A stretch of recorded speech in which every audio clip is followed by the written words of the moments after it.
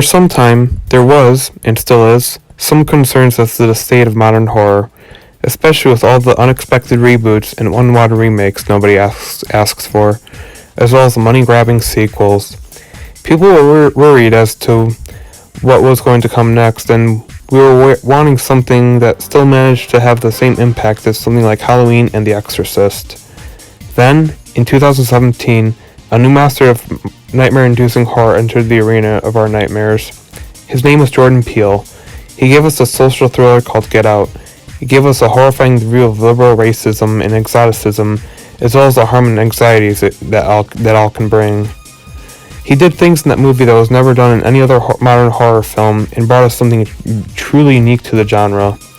The film was praised not only by those within the horror community, but even those outside of it, who don't otherwise care much for horror films. It got a lot of people talking and gave everyone a very unexpected twist that really shocked everyone. With modern horror, it's easy to become inundated with mediocre possession stories that rely too heavily on jump scares and cliches. So when Get Out was released, people didn't know what to expect. What we got was a unique take on horror, as well as some fresh new ideas that averted the expectations one might have when they start watching a horror film. It gave us something very novel outside the comforts of demons and zombies and other creatures that modern horror has become inundated with. It also became the first horror in a while to win Best Original Screenplay, and gave Jordan Peele a name in the horror genre.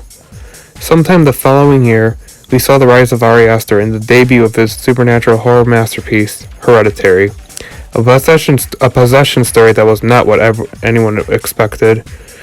It took some very dark turns that would otherwise be considered too risky by other film studios, and this is just one of the things about this film that truly terrified people. It also dealt with some very troubling themes such as depression as well as loss, and presented them in very horrifying ways. A lot of people actually experienced legit panic when they watched it, and one test audience was even given a heart rate challenge, and it got to about 164 beats per minute for some people.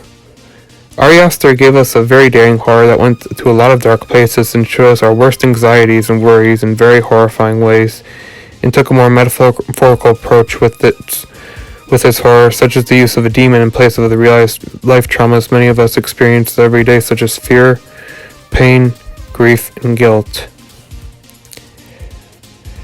These two names have given us horrors that were not only very creative, but went to lengths that I feel a lot of people would find too risky. I still remember the great impact Hereditary and Get Out had on the genre at the time, as well as the hype that went into them as well. People cannot stop talking about either of these movies, and for a very good reason too. They came out at a time, as I said, when the horror genre needed something new, and it made these two directors very big names in modern horror. Ever since then, people have waited in great anticipation of what these writers will do next. They've even brought some subtle and even clever techniques to the table, such as Aster's use of the dollhouse in the movie Hereditary, to show the fate of our characters are being controlled by an outside force, as well as Peele's incredible use of foreshadowing, such as the arrival of the white guests in black cars to foreshadow the twist in Get Out, as well as the balloon popping on the set of Gordy's home to hint at the climax in Nope. Along with the smart underlying social commentary present in a lot of his films. Overall, Ari Aster and Jordan Peele have since become two of my favorite horror directors working today.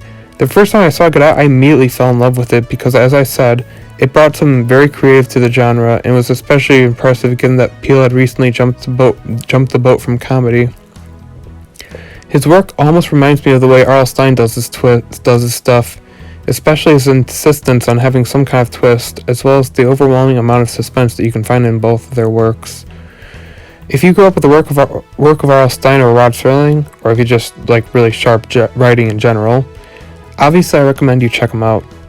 Hereditary was horrifying. I remember the overwhelming sense of dread and doom that I got after watching it, and I literally had some trouble falling asleep because a part of me was convinced that maybe something was clinging to my ceiling and carefully studying me, or at least maybe I thought there was. Midsommar was a little more underwhelming compared to Hereditary, and it obviously isn't for everyone, and I can understand that. But even then, the way that the movie played out was pretty intense and definitely took some interesting turns that I've yet to see in any other modern horror movie. Especially the way it showed us some very gruesome things in broad daylight and took a lot of solid turns when it came to the horror. These two directors, along with Stephen King and R.L. Stine, have since had a great influence on my work. I have definitely learned a lot of cool stuff while watching their work and have since incorporated them into my own writing. Peele taught me to keep my audience script in a haunting mystery that demands our protagonist look into it, as well as saving the most horrifying moments and reveals until later. He also gave me ideas on how I can hint at later events to come in my story in a way that feels minute and not too forced, so that the audience can go, oh, so that's what they meant when they put that. And Aster has had a great influence on my story, since Hereditary taught me the most personal stories are the ones that leave the biggest impact, and that the more your audience and readers cares and relates to your characters, the more tragic their ends will be, if that's what's coming to them. Not to gloat or anything, but my story that I'm writing right now does deal with some very mature themes, and Aster's work definitely helped me to reach deep in those places. I am looking forward to see what else these two have in store. Anyway, thank you for watching. This might be a little late, and I'm sorry for that, but I was unfortunately watching Halloween Ends. Yeah, I was kind of disappointed by it. Anyway, thank you for watching, and don't forget to like and sub for more content.